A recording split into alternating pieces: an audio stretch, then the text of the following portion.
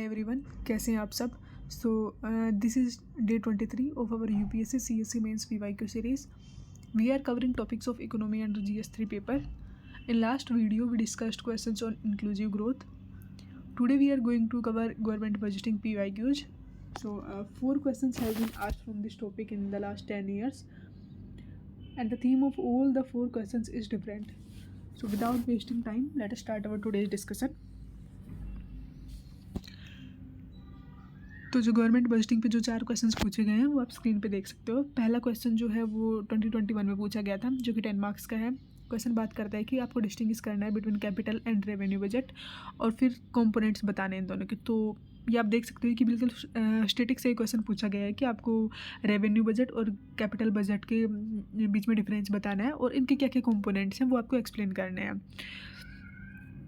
दूसरा क्वेश्चन जो है वो 2019 में पूछा गया था, 15 मार्क्स का. ये क्वेश्चन बात करता है कि जो पब्लिक एक्सपेंडिचर मैनेजमेंट है वो एक चैलेंज है गवर्नमेंट ऑफ इंडिया के लिए in the context of budget making during the post liberalisation period, clarify it. तो क्वेश्चन बोल रहा है कि जो पोस्ट लिबरलाइजेशन पीरियड है बेसिकली 1991 के बाद का, उसमें हमारी जो गवर्नमेंट है जब भी वो बजट बनाती है तो उसके लिए एक चैलेंज आता है कि जो भी हमारा पब्लिक एक्सपेंडिचर है उसको मैनेज करने का. तो ये बताओ कि क्यों ये चैलेंज आता है, और फिर ये मीन्स क्लैरिफाई करना, और फिर हमें इसके लिए कुछ सॉल्यूशन भी बताना पड़ेगा कि क्या हमारी गवर्नमेंट कर सकती है इस चैलेंज को टैकल करने के लिए. थर्ड क्वेश्चन है कि थर्ड क्वेश्चन जो है बेसिकली ये 2017-18 के टाइम पे जो हमारा बजट बना था ये स्पेसिफिकली उसी बजट से रिलेटेड है. उसका जो थीम था transform, energise and clean India, इससे रिलेटेड था. तो हम लोग ये क्वेश्चन डिस्कस नहीं करने वाले हैं क्योंकि ये जो क्वेश्चन है ये उसी साल के बजट से पूछा गया था. तो अभी इस क्वेश्चन का कोई रेलेवेंस नहीं है.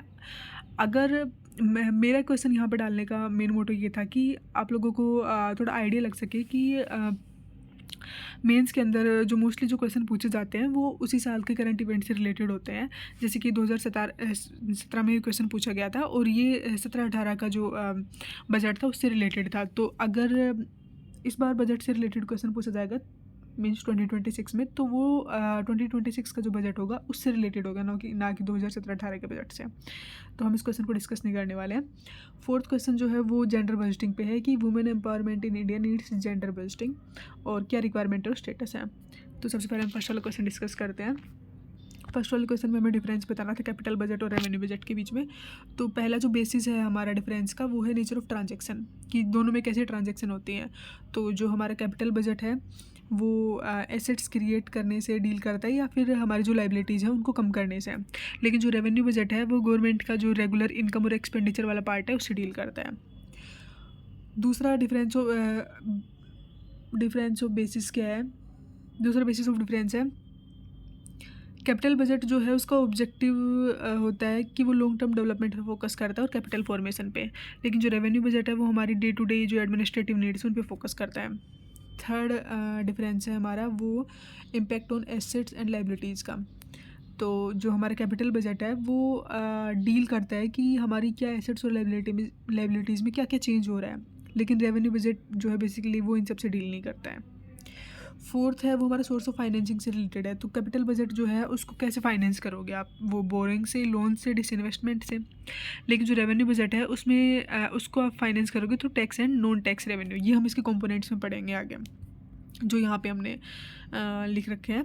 फोर्थ है ड्यूरेशन ऑफ इम्पैक्ट, कितने टाइम तक इनका इम्पैक्ट रहता है. तो कैपिटल बजट का लॉन्ग टर्म इम्पैक्ट रहता है, जैसे कि हम पहले ही डिस्कस कर चुके हैं कि ये बेसिकली कैपिटल एसेट से जो एसेट फॉर्मेशन से डील करता है, तो इसलिए इसका लॉन्ग टर्म इम्पैक्ट रहता है. लेकिन चूँकि जो हमारा रेवेन्यू बजट है वो हमारी डे टू डे नीड्स और इनकम, एक्सपेंडिचर, इन सब से रिलेट करता है, तो इसका शॉर्ट टर्म इम्पैक्ट मिलेगा आपको. और लास्ट है हमारा इकोनॉमिक नेचर. तो जो कैपिटल बजट का जो नेचर है वो प्रोडक्टिव है क्योंकि कंट्रीब्यूट करता है फ्यूचर इनकम जनरेशन में. लेकिन जो हमारा रेवेन्यू बजट है वो कंजम्पटिव है क्योंकि मेंटेन करता है एग्जिस्टिंग सर्विसेज को. अब क्या क्या कंपोनेंट है, तो कैपिटल जो हमारा बजट होता है बेसिकली उसके 2 कंपोनेंट होते हैं, कैपिटल और रेवेन्यू बजट. अब दोनों में ही फिर से 2 कंपोनेंट मिलेंगे, कैपिटल बजट में भी और रेवेन्यू बजट में भी. रिसीट और एक्सपेंडिचर वाला पार्ट. रिसीट वो कि गवर्नमेंट को कहाँ से इनकम मिल रही है, और एक्सपेंडिचर की बेसिकली गवर्नमेंट कहाँ पे खर्चा कर रही है. तो कैपिटल रिसीट के कंपोनेंट्स कौन कौन से हैं, पहला कंपोनेंट है बोरोइंग कि गवर्नमेंट बोरोइंग कहाँ से करती है, पब्लिक से, आरबीआई से और फॉरेन सोर्सेज से। दूसरा कंपोनेंट है recovery of loans and advances. और थर्ड है डिसइन्वेस्टमेंट प्रोसीड्स फ्रॉम पीएसयूज। तो लोन्स एंड एडवांसेस की रिकवरी का क्या मतलब है कि गवर्नमेंट ने मान लो स्टेट ड्यूटीज़ या फिर किसी भी पीएसयू को कोई लोन दे रखा है तो उनकी रिकवरी करे, तो वो कैपिटल रिसीट के अंदर आएगा। और थर्ड है डिसइन्वेस्टमेंट का मतलब है कि गवर्नमेंट अपनी कोई भी गवर्नमेंट कंपनी जो है उसको मान लो वो लॉस में चल रही है और गवर्नमेंट को लगता है कि अगर वो प्राइवेट सेक्टर में जाएगी तो वो अच्छा खासा बेनिफिट कर सकती है, तो गवर्नमेंट क्या करती है कि उसको बेच देती है। उसको बेचने के बाद गवर्नमेंट को जो पैसे मिलते हैं वो उसको डिसइन्वेस्टमेंट बोलते हैं हम लोग, सॉरी इस प्रोसेस को डिसइन्वेस्टमेंट बोलते हैं। और जब भी मीन्स बेचने के बाद हमारी गवर्नमेंट को जो पैसे मिलेंगे तो बेसिकली वो कैपिटल रिसीट के अंदर आएगा। कैपिटल एक्सपेंडिचर के क्या क्या कंपोनेंट है, तो पहला तो ये है कि हमारी गवर्नमेंट जो इन्वेस्ट करती है इंफ्रास्ट्रक्चर के अंदर, मशीनरी के अंदर, इक्विपमेंट के अंदर, मीन्स इंफ्रास्ट्रक्चर उन्होंने कोई डेवलप किया या फिर कोई मशीनरी और इक्विपमेंट इन लोगों ने परचेज़ किया तो उसके लिए जो खर्चा किया वो कैपिटल एक्सपेंडिचर के अंदर आएगा। सेकेंड है स्टेट्स और यूटीज़ को जो लोन्स देती है वो वाला एक्सपेंडिचर। और थर्ड है कि एक्विजिशन करे एसेट्स का सच एज लैंड और बिल्डिंग, तो वो हमारे कैपिटल एसेट्स के अंदर आएगा। अब हम रेवेन्यू बजट की बात करते हैं कि रेवेन्यू बजट के क्या क्या कंपोनेंट, तो जैसे कि हम पहले देख चुके हैं कि एक तो रिसीट होता है और एक एक्सपेंडिचर होता है। तो रेवेन्यू रिसीट के दो कंपोनेंट है फिर से, tax revenue, non tax revenue. अब टैक्स रेवेन्यू से तो मतलब मीन्स आपको बहुत सारे लोगों को पता होगा कि हमारा इनकम टैक्स हो गया, जीएसटी हो गया, एक्साइज, कस्टम और कॉर्पोरेशन टैक्स, ये सभी टैक्स रेवेन्यू के अंदर आते हैं। और नॉन टैक्स रेवेन्यू के अंदर मीन्स गवर्नमेंट को क्या डिविडेंड मिल रहा है, फिर इंटरेस्ट मिल रहा है, फ़ी मिल रही है, फाइन और सर्विस चार्जेज, बेसिकली ये सब नॉन टैक्स रेवेन्यू का पार्ट है। तो गवर्नमेंट को जो बेनिफिट होगा ना बेसिकली वो यहाँ से होगा रेवेन्यू वाले पोर्शन में, और यहाँ से गवर्नमेंट का खर्चा कर रही है हमारी गवर्नमेंट। तो रेवेन्यू एक्सपेंडिचर में क्या क्या होते हैं, एक तो एडमिनिस्ट्रेटिव एक्सपेंसिव हो गए, बेसिकली गवर्नमेंट अपने एम्प्लॉयज़ को जो सैलरी देती है या फिर जो उनको पेंशन देती है या फिर पब्लिक के लिए जो सब्सिडीज़ प्रोवाइड करती है, तो वो रेवेन्यू एक्सपेंडिचर का पार्ट है। दूसरा है स्टेट्स और यूटीज़ को जो ग्रांट देती है जब भी उनको नीड होती है। और थर्ड है जब गवर्नमेंट स्पेंड करे एजुकेशन, हेल्थ, डिफेंस सर्विसेज पे, मींस बेसिकली हमारी जो कंट्री उसके मेंटेनेंस के लिए। तो ये सभी कंपोनेंट आएंगे रेवेन्यू एक्सपेंडिचर के अंदर। तो हमने फर्स्ट वाला क्वेश्चन यहाँ पर डिस्कस किया। सेकंड वाला क्वेश्चन था ये पब्लिक एक्सपेंडिचर मैनेजमेंट के बारे में बात कर रहा था, तो पहले हम ये बताएंगे कि पब्लिक एक्सपेंडिचर मैनेजमेंट है क्या। दूसरा बात कर रहा था कि चैलेंज है, तो हम ये दिखाएंगे कि कैसे ये एक चैलेंज है 1991 के बाद, कैसे एक चैलेंज बन गया हमारी गवर्नमेंट के लिए बजट मेकिंग के टाइम पे। और फिर हम इसके कुछ सॉल्यूशन देंगे, इन्होंने सॉल्यूशन पूछे नहीं बट वही है कि हम हमारा जो क्वेश्चन उसको नेगेटिव नोट पे ख़त्म नहीं करेंगे। तो चलो हम सेकंड क्वेश्चन डिस्कस करते हैं। तो पब्लिक एक्सपेंडिचर मैनेजमेंट है क्या। पब्लिक एक्सपेंडिचर मैनेजमेंट जो है वो बताता है कि कैसे हमारी गवर्नमेंट प्लान करती है, अलोकेट करती है और यूटिलाइज करती है जो भी हमारे फाइनेंशियल रिसोर्सेज हैं, ताकि जो हमारा इकोनॉमिक और सोशल ऑब्जेक्टिव जो है वो मीट हो सकें। तो इस प्रोसेस को हम लोग बोलते हैं पब्लिक एक्सपेंडिचर मैनेजमेंट। अब कैसे एक चैलेंज बन गया पोस्ट लिबरलाइजेशन, तो पहला तो ये है कि सोशल सेक्टर की जो स्पेंडिंग थी ना, जैसे कि सब्सिडीज़ वगैरह पे या फिर इंटरेस्ट पेमेंट, तो वो अभी बहुत बढ़ गई हैं, जिससे क्या होता है कि फिजिकल डेफिसिट भी बढ़ रहा है। दूसरा है कि रेवेन्यू ग्रोथ जो है वो एक्सपेंडिचर से पीछे चल रही है, स्पेशली क्योंकि टैक्स कंसेशन दे देती है गवर्नमेंट या फिर वोलेटाइल नॉन टैक्स रेवेन्यू आ रहे हैं, तो इस वजह से। दूसरा सब्सिडी का बर्डन बहुत ज़्यादा बढ़ गया है, जिससे कि हमारी जो फिजिकल प्रायोरिटीज़ हैं वो डिस्टॉर्ट हो रही हैं, और जो फंड है अब मोस्ट ऑफ जो गवर्नमेंट का पैसा वो सब्सिडीज़ की तरफ अगर चला जाएगा तो इससे क्या होगा कि जो कैपिटल का फॉर्मेशन है उसके लिए हमारे पास पैसे बहुत कम बचेंगे। थर्ड है कि जो वेलफेयर स्कीम्स है उन पर फिर प्रेशर आता है, जैसे कि एमजी नरेगा हो गया, पीएम किसान, तो इन्होंने जो नॉन प्लान रेवेन्यू एक्सपेंडिचर है उसको इंक्रीज़ कर दिया। अब नॉन प्लान जो है बेसिकली वो गवर्नमेंट जब बजट बनाती है तो उसमें उसको इंक्लूड नहीं करती है नॉन प्लान वाले हिस्सों को। तो ये मतलब फाइनेंशियल ईयर के बीच में ये प्लान किए जाते हैं कि गवर्नमेंट कहाँ कहाँ पे खर्च करेगी। तो अगर ये प्लानिंग के अंदर नहीं है तो जो हमारा बजट था ये उसके कंपोनेंट मींस जितना हमारी गवर्नमेंट बजट डिसाइड करके चल रही है या फिर हर एक सेक्टर को जितना अलोकेट करिए तो फिर उनके लिए पैसे कम बचेंगे अगर गवर्नमेंट नॉन प्लान एक्सपेंडिचर ज़्यादा करेगी तो। Fifth, need for capital expenditure. तो पोस्ट लिबरलाइजेशन ये हुआ है कि गवर्नमेंट ने समझा है कि हाँ हमें कैपिटल एक्सपेंडिचर करने की ज़रूरत है, लेकिन वही है कि हमारे पास फिजिकल स्पेस बहुत कम है, जिससे कि इन्वेस्टमेंट नहीं हो पाती है प्रोडक्टिव सेक्टर में।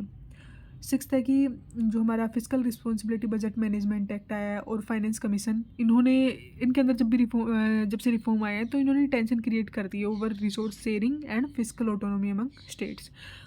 सेवन्थ एक सिग्निफिकेंट पोर्शन जो एक्सपेंडिचर का वो डेब्ट सर्विसिंग की तरफ जा रहा है कि गवर्नमेंट ने पहले से जो भी पैसे लोन वगैरह ले रखे थे या फिर जो भी पैसे बोरो कर रखे थे आरबीआई से या फिर पब्लिक से या फिर फॉरेन सोर्सेज, तो उनको वापस भी करना है, मीन्स डेब्ट सर्विसिंग करनी है।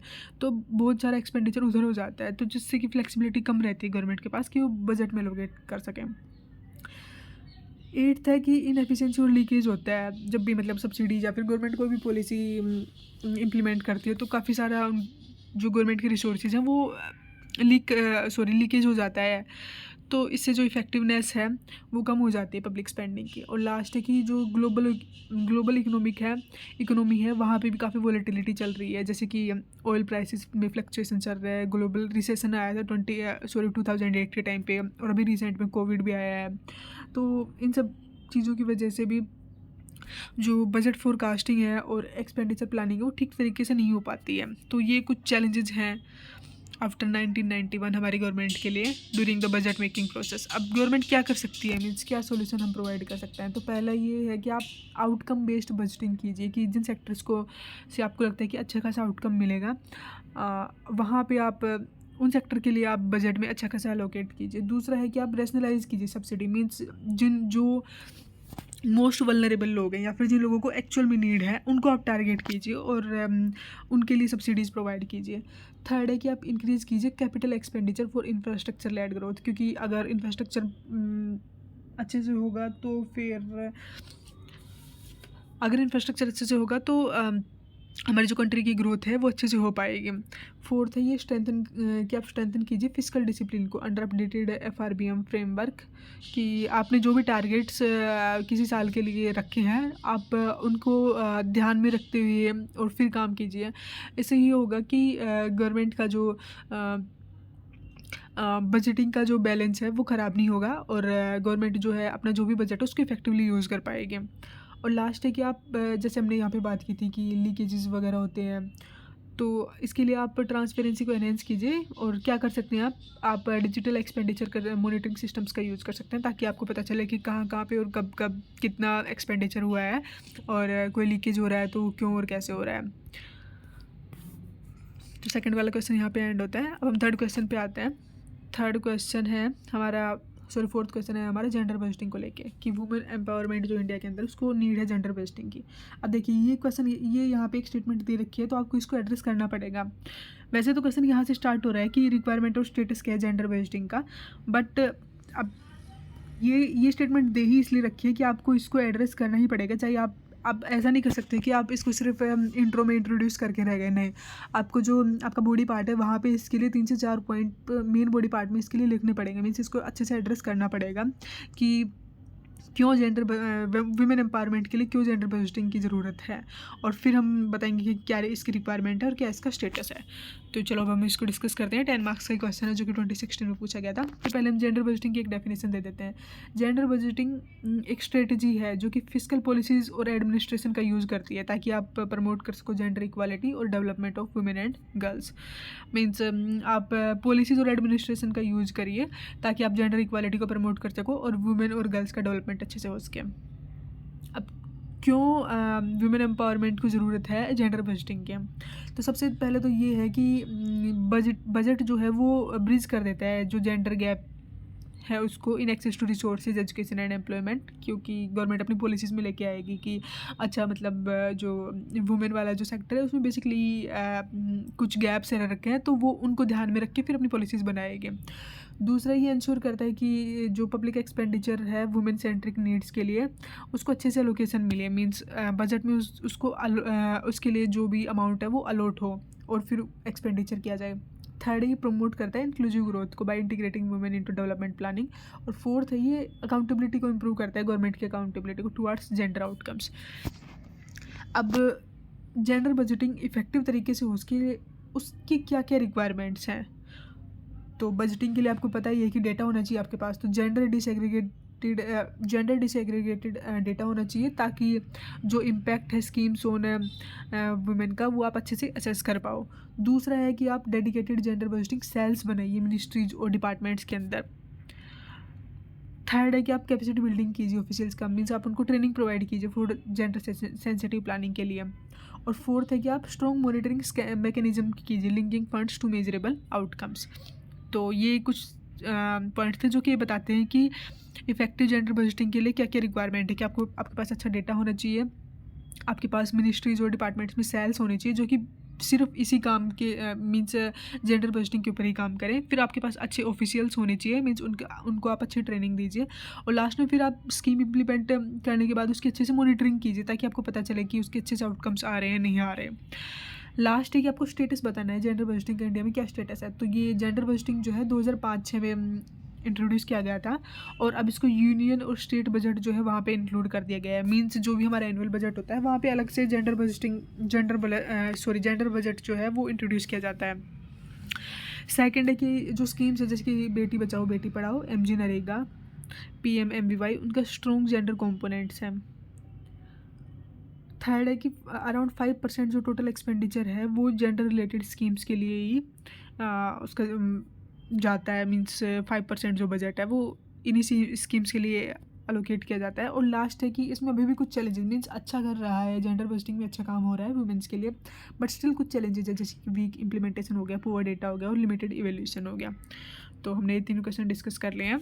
अगर आप लोगों को कोई भी इनपुट देना है तो वो आप कमेंट बॉक्स में दे सकते हो, हम उसको नेक्स्ट वीडियो में डिस्कस कर लेंगे। Thank you so much.